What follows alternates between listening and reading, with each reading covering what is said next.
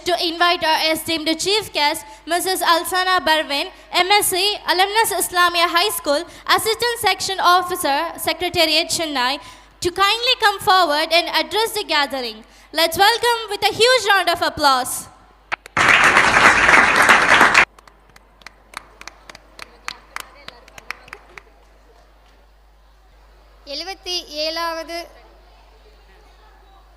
எழுபத்தி ஏழாவது குடியரசு தின விழாவை சிறப்பாக கொண்டாட இங்கு வருகை புரிந்துள்ள அனைவருக்கும் எனது மனமார்ந்த குடியரசு தின வாழ்த்துக்களை தெரிவித்துக் கொள்கிறேன்.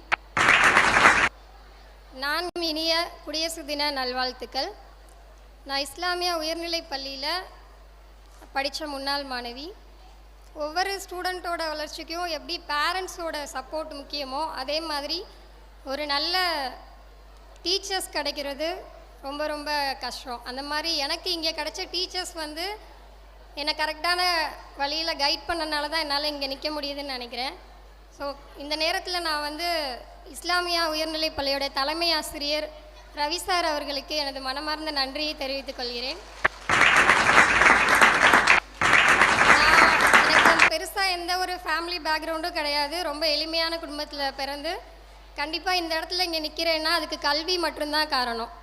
ஸோ இப்போ நீங்கள் இங்கே இருக்கிற ஸ்டூடெண்ட்ஸ் என்ன மாதிரியான பேக்ரவுண்டில் இருந்து வேணாலும் வந்திருக்கலாம், நம்ம என்ன வேலைக்கு வேணாலும் போகலாம். ஆனால் நம்ம மாணவர்கள், குறிப்பாக கீழக்கரையை சேர்ந்த மாணவர்கள் அதிகாரம் மிகுந்த அரசு பணியில் கண்டிப்பாக வரணும் எல்லாருமே.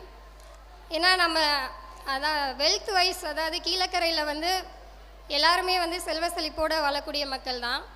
ஆனால் ஒரு அரசு காரியங்கள் உங்களுக்கே ஏதாவது ஒரு சான்றிதழ்கள் தேவைப்படுறதா இருக்கட்டும், அவசியமான அரசு அலுவலகங்களுக்கு நீங்கள் செல்லும்போது நிறைய ஒரு பேசிக்கான விஷயங்கள் கூட நம்ம மக்களுக்கு தெரியலை.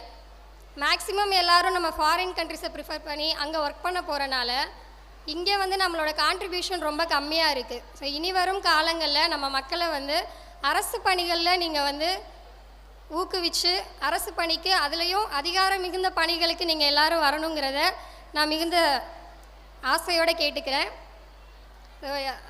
நேரத்தை அதிகமாக எடுத்துக்க விரும்பலை. 2 விஷயம் மட்டும் சொல்லிவிட்டு என்னோடய உரையை முடிச்சுக்கிறேன். வாழ்க்கையில் நீங்கள் முன்னாடி வரணும், உயரத்துக்கு போகணும் அப்படின்னா நல்ல ஒழுக்கம், பணிவு, நல்ல கல்வி, இது மட்டும் இருந்தால் போதும். வாய்ப்பளித்ததற்கு நன்றி.